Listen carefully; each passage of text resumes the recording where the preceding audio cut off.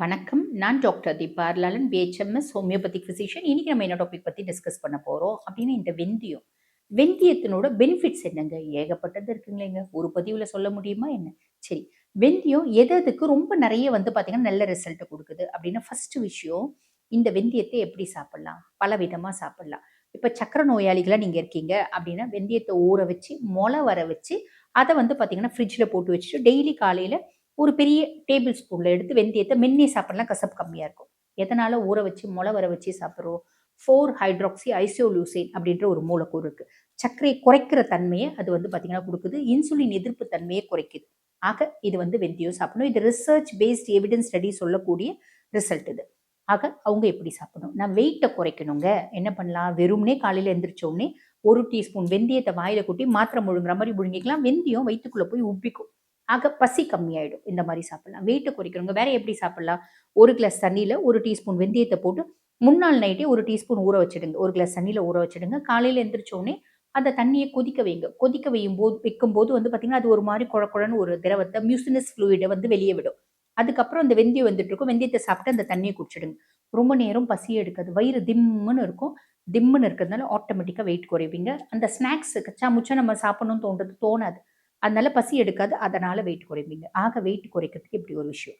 Menses போகும்போது அதிகப்படியான வயிறு வலி இருக்குமா? ரொம்ப எளிமையான விஷயம். டெய்லி காலையில வெறும் வயித்துல 1 டீஸ்பூன் வெந்தயம் வாயில கொட்டி மாத்திரை முழுங்குற மாதிரி முழுங்கிக்கலாம். அதனால அதிகப்படியான வயிறு வலி அப்படின்றது குறையும். அதுக்கும் மேல என்ன பண்ணணும் அப்படின்னா, நம்ம வெந்தயத்தை முன்னாலே ஒரு முன்னாலே நம்ம முன்னாள் இல்ல. ஆக்சுவலி ஒரு நாள் ஆகும் இது முளை வர்றதுக்கு. வெந்தயத்தை இன்னைக்கு நைட் என்ன பண்ணணும், ஒரு சின்ன கத்தாழைய நடுவுல கட் பண்ணிட்டு வெந்தயத்தை அதுக்குள்ள போட்டுட்டு மூடி வச்சிடணும். மூடி வெளிய இல்லன்னா ஃப்ரிட்ஜுக்குள்ள வச்சிடணும். ஒரு நாள் விட்டுட்டு இப்ப இன்னைக்கு நைட் வச்சீங்க, நாளைக்கு விட்டு நாளான்னைக்கு பார்த்தா வெந்தயம் அழகா மொள வந்திருக்கும். அதுக்கப்புறம் அந்த வெந்தயத்தையும், அந்த கத்தாழையும் எடுத்து ஒண்ணா மிக்ஸியில போட்டு 1 கிளாஸ் மோர் ஊத்தி அடிச்சு குடிக்கணும். இது குடிக்கிறதுனால அதிகப்படியான வயிறு வலி அப்படின்றது குறையும். அது டிஸ்மெனோரியா அப்படிம்பாங்க. அது குறையும். ஆக இந்த மாரி உள்ளுக்கு எடுத்துக்கலாம். ஓகேங்களா? சரி. எங்களுக்கு பிரஸ்ட் டெவலப்மென்ட் நல்லா இருக்கணுங்க. மார்பகங்கள் பார்த்தீங்கன்னா, நல்லா முதல்ல இருந்தத விட இப்போ இன்னும் கொஞ்சம் நல்லா இருக்கணும். ரொம்ப சிறுத்த மார்பகங்கள் இருக்கு அப்படின்னா, அதுக்கு பலவிதமான வைத்திய முறைகள் இருக்கு. அது கூட செய்ய வேண்டியது என்ன அப்படின்னா, நைட் ஆனா 1 டீஸ்பூன் வெந்தயத்த தண்ணீல ஊற வச்சுடணும். காலையில எந்திரிச்ச உடனே அந்த வெந்தயத்த நம்ம சாம்பாருக்கு, தாளிக்கிறதுக்கு யூஸ் பண்ணிக்கணும். இந்த தண்ணிய மட்டும் குடிச்சிட்டு வரணும். ஈஸ்ட்ரஜன் ஜாஸ்தி இருக்கு. அதனால மார்பகங்களுடைய வளர்ச்சி, மார்பகங்கள் நல்லா டெவலப் ஆகுறது அப்படின்றது இருக்கும். இதெல்லாம் இன்டர்னல் இவ்ளோ எடுக்க வேண்டியது. இவ்ளோ விஷயத்துக்கு எடுக்கலாம். இன்னும் நிறைய விஷயத்துக்கு கூட எடுக்கலாம். சரிம்மா. அதுக்கும் மேல வெந்தயத்துக்கு என்ன பயன்கள் அப்படின்னா, இந்த தலைமுடிக்கு வெந்தயம் இருக்கிறதுலே ஒரு பெஸ்ட் ஏஜென்ட் அப்படின்னு சொல்லலாம். என்ன பண்ணணும்? முன்னாலே வெந்தயத்த சும்மா எல்லாருக்கும் வெந்தயம் ரொம்ப குளிர்ச்சி, தலைவலி வந்துரும். நியாயம் தான். நிறைய பேருக்கு தலைவலி வரும். அப்ப என்ன பண்ணலாம்? சும்மா 1 டீஸ்பூன் வெந்தயத்த ஊற வைங்க. ஊற வைக்கும் போதே 2 சின்ன வெங்காயத்த ஊற வைங்க. 2 பல்லு பூண்டு அத போட்டுருங்க. போட்டுட்டு மறுநாள் காலையில இத நல்லா அரைச்சு தலையில அப்ளை பண்ணி 1 மணி நேரம் ஊறிட்டு அதுக்கப்புறம் தலைக்கு குளிங்க. தலைமுடி நல்ல காடு மாரி வளரும். அதே மாரி தலை சார்ந்த இந்த ஸ்கேல்ப் இன்ஃபெக்ஷன் இதெல்லாம் இருக்கு அப்படின்னா போயிடும். ஸோ இது ஒரு விஷயம் நம்ம செய்யலாம். அதுக்கும் மேல இந்த முகத்துக்கு வெந்தயம் ஏதாவது பயன்படுமா? சாலிடா பயன்படும். அது எப்படி அப்படின்னா, வெந்தயத்த நைட்டு சும்மா ஒரு 1/2 டீஸ்பூன் கொஞ்சமா தண்ணி ஊத்தி ஊற வச்சிடலாம். இல்ல பால் ஊத்தி பச்சை பாலோ, காய்ச்சின பாலோ ஊற வச்சுடுங்க. மறுநாள் காலையில இத நல்லா அரைச்சிடுங்க. அரைச்சுட்டு ஃபைன் பேஸ்ட்டா அரைச்சுட்டு ஃபேஸ்க்கு போடுங்க. ஃபேஸ்க்கு போடும்போது, அந்த ஃபேஸ்ல பார்த்தீங்கன்னா, ஒரு நல்ல க்ளோ இருக்கும். சுருக்கங்கள்லாம் ரொம்ப இருக்காது. ஒரு ஏஜ் ஆனா சுருக்கம் வர்றது சகஜம் தான். 60 வயசுல 16 வயசு மாரி இருக்க முடியாது. 60 வயசுல 50 வயசு மாரி இருக்கலாம். எளிமையா சொல்லணும். அப்படின்னா அப்படி. ஏன்னா நரை, திரை, மூப்பு அது எல்லாத்தையும் நம்மளால மாத்த முடியாது இல்லைங்களா? ஸோ இப்படி பயன்படுத்தலாம். அதே மாரி தினம்தோறும் நம்ம பயன்படுத்தக்கூடிய எண்ணெய், நம்ம தேங்காய் எண்ணெய் யூஸ் பண்றோம் அப்படின்னு வச்சுக்கோங்களேன். இப்ப யாரும் பெருசா தேங்காய் எண்ணெய் வைக்கிறதில்ல. இருந்தாலும் வைக்கணும்.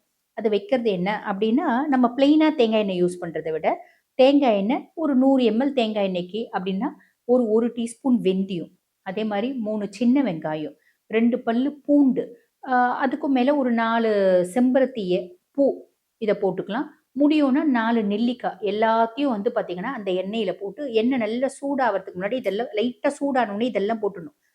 சட சட சட சடன்னு வெடிக்கும் சூடான பின்னாடி. ஆனா சிம்ல தான் வைக்கணும்.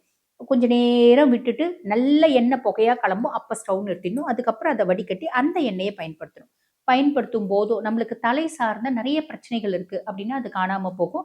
அதே மாதிரி இந்த பேக் போடும்போது ரொம்ப ஈரம் வலிக்குதுங்க, ஈரம் ஆயிடுதுங்க, தலை வலிக்குது, கழுத்து வலிக்குது, இந்த மூஞ்சிங்கெல்லாம் வலிக்குது அப்படின்றவங்களுக்கும் அதனோட பெனிஃபிட்ஸ் கிடைக்கும். ஆனா அதனோட அட்வர்ஸ் எஃபெக்ட் அப்படின்றது கிடைக்காது.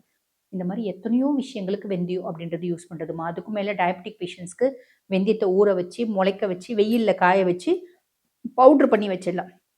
பவுடர் பண்ணி வச்சுட்டு காலையில சாப்பிட்ட உடனே 1 டீஸ்பூன் அந்த பவுடர். அத தனியா பவுடர் பண்றத விட, அந்த பவுடரோட கூட வெந்தயம் பவுடர் வந்து ஒரு 100 கிராம் அப்படின்னு வச்சுக்கோங்களேன். ஓமப்பொடி ஒரு 25 கிராம், கருஞ்சீரக பொடி ஒரு 25 கிராம் எல்லாத்தையும் மிக்ஸ் பண்ணி வச்சுட்டு, ஒரு நாளைக்கு ஒரு முறை அந்த பவுடர நம்ம சாப்பிடும்போது சுகர் சாலிடா குறையறத நம்ம பார்க்க முடியும். இதுக்கும் மேல வெந்தயத்துக்கு எத்தனையோ பலன்கள் இருக்க தான் செய்யுது.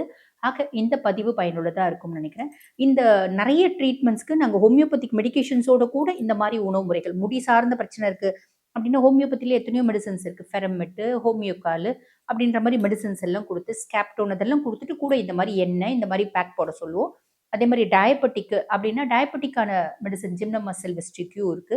இந்த மாரி மெடிசின்ஸ் குடுத்துட்டு, அதுக்கப்புறம் வந்து பார்த்தீங்கன்னா, இந்த மாதிரி ஆ வெந்தயத்த எடுக்க சொல்லுவோம். ஆக நோய்க்கு ஏத்தா மாரி ஹோமியோபதிக் மெடிகேஷன்ஸோட இந்த உணவு முறைகள் நம்ம சாப்பிடும்போது எக்ஸலன்ட்டான ரிசல்ட் நாங்க வந்து பிராக்டிகலா பார்க்குறோம். ஃபாலோ பண்ணுங்க. நெறைய பலன் சாலிடா கிடைக்கும். இந்த பதிவு பயனுள்ளதா இருக்கும்னு நினைக்கிறேன். இதே மாதிரி இன்னொரு பதிவுல உங்கள சந்திக்கிறேன். Thank you.